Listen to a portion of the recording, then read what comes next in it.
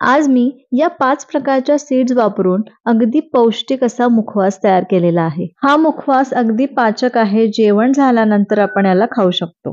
पण हे जे सीड्स आहे किंवा इथे ज्या आपण बिया वापरलेल्या आहे, त्या आपल्या शरीरामध्ये गेल्या पाहिजे.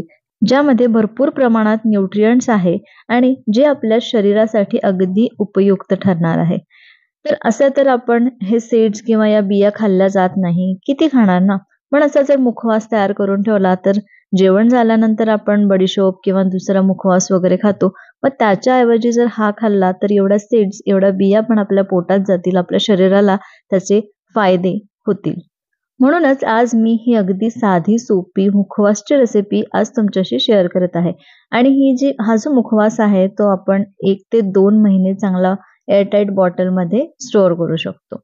म्हणजे एकदा करून ठेवलं की महिनाभर परत ते करायची किंवा भाजायची गरज पडणार नाही. तर चला रेसिपीला सुरुवात करूया. हॅलो, नमस्कार. मी सोनल, मेजवानी बाय सोनलमध्ये तुमचं खूप खूप मनापासून स्वागत करते. आणि आजची अगदी झटपट मुखवासची रेसिपी सुरू करूया. त्याआधी तुम्हा सर्वांचे खूप खूप धन्यवाद. काल जी मी नाश्त्याची रेसिपी शेअर केलेली आहे त्याला भरपूर छान प्रतिसाद तुमचा मिळालेला आहे आणि त्यासाठीच मी तुमची खूप कृतज्ञ आहे. असंच तुम्ही तुमचं प्रेम मला दाखवत राहा आणि मी छान छान रेसिपीज मी तुमच्यापर्यंत पोहोचवत राहते. चला आजच्या रेसिपीला सुरुवात करूया. त्यासाठी या ज्या 5ही सीड्स आपण इथे वापरलेले आहे तर या मी पाव कप घेत आहे.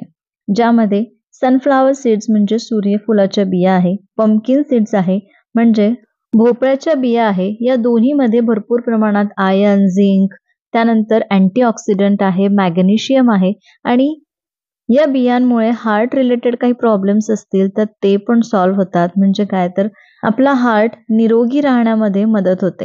त्यानंतर यामध्ये आपण पाव कप फ्लॅक्स सीड्स घेतले. फ्लॅक्स सीड्स म्हणजे अळशी. तर जी अळशी आहे किंवा फ्लॅक्स सीड्स आहे ना याचे खूप सारे फायदे आहे. जसं डायजेशनमध्ये याची मदत होते, हार्ट रिलेटेड काही प्रॉब्लेम्स असेल त्याच्यामध्ये याची मदत होते. त्यानंतर हे अँटी इन्फ्लामेटरी आहे. शिवाय यामध्ये कॅन्सर फायटिंग प्रॉपर्टीज आहे. तर अशा इतक्या खूप साऱ्या न्यूट्रिएंट्सनी भरलेले हे जे सीड्स आहे तर हे तर रोज खायलाच पाहिजे. म्हणूनच असा मुखवास तयार करत आहोत. आता आपण यामध्ये पाव कप तीळ घातली. तिळाचे काय फायदे आहे माहिती आहे? आपण तीळ तर अशी खात पण नाही. असं वाटतं की खूप गरम आहे, तीळ खाल्ली जात नाही किंवा हिवाळ्यामध्ये खाल्ली जाईल म्हणजे खायला पाहिजे असं.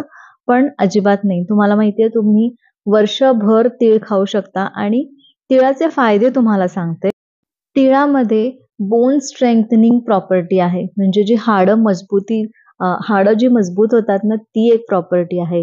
त्यानंतर ब्लड शुगर कंट्रोल करतं. हॉर्मोनल इम्बॅलन्स असेल तुमच्यामध्ये तर ते इम्प्रूव्ह करतं. स्पेशली मेनोपॉजच्या वेळेस. म्हणजे जेव्हा स्त्रियांना मेनोपॉज सुरू होणार असेल म्हणजे वयाच्या 45 ते 50 वर्षामध्ये तर तेव्हा जेव्हा हॉर्मोनल इम्बॅलन्स होतात त्यासाठी हे जे तीळ आहे ना, पांढरे तीळ, ते अतिशय उपयुक्त आहे. जर तुम्ही सुरू केलं नसेल, कधी खाल्ले नसाल म्हणजे कधी खात नसाल तर एकदा नक्की ट्राय करा. थोडे दिवस खाऊन बघा. तुम्हाला फरक नक्कीच जाणवेल.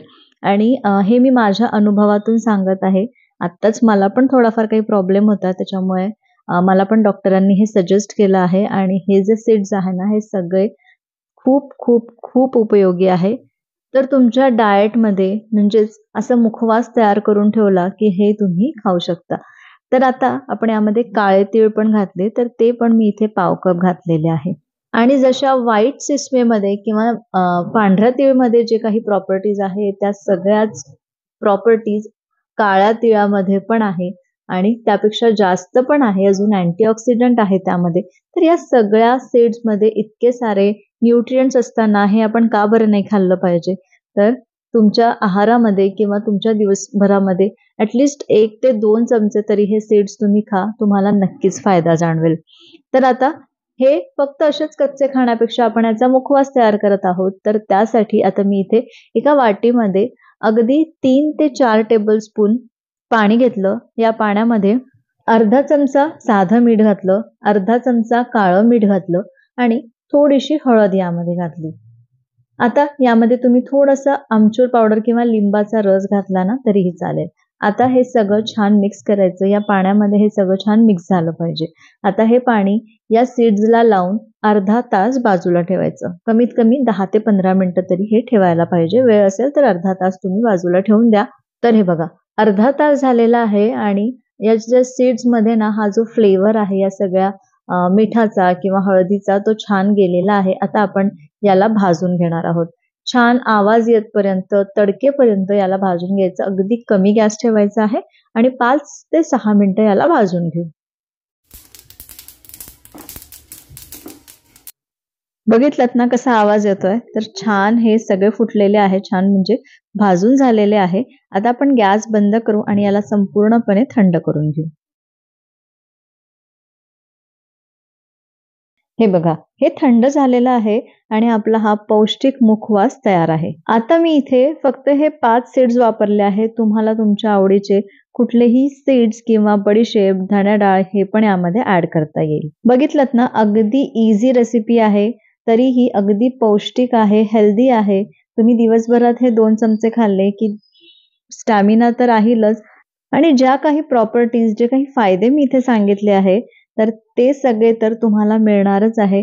त्यामुळे हे जे मुखवास आहे एकदा नक्की ट्राय करा आणि हा मुखवास तुम्ही महिनाभर टिकवू शकता. चांगल्या एअरटाईट बॉटलमध्ये म्हणजे बॉटल किंवा जार असेल ना, त्याला छान पुसून घ्यायचं, कोरडं करायचं आणि अशा एअरटाईट बॉटलमध्ये हे तुम्ही भरून महिना काय 2 महिने याला स्टोअर करू शकता. आणि आपण याला भाजून ठेवलेलं असतं ना, त्याच्यामुळे याचा वास वगैरे सुद्धा येत नाही. तर आवडली ना रेसिपी? आवडली असेल तर एक लाईक करा, जास्तीत जास्त शेअर करा आणि अजूनपर्यंत चॅनलला सबस्क्राईब केलं नसेल तर प्लीज सबस्क्राईब करा. पुन्हा भेटते अशाच एका मस्त रेसिपीसोबत उद्या दुपारी 2 वाजता. तोपर्यंत बाय.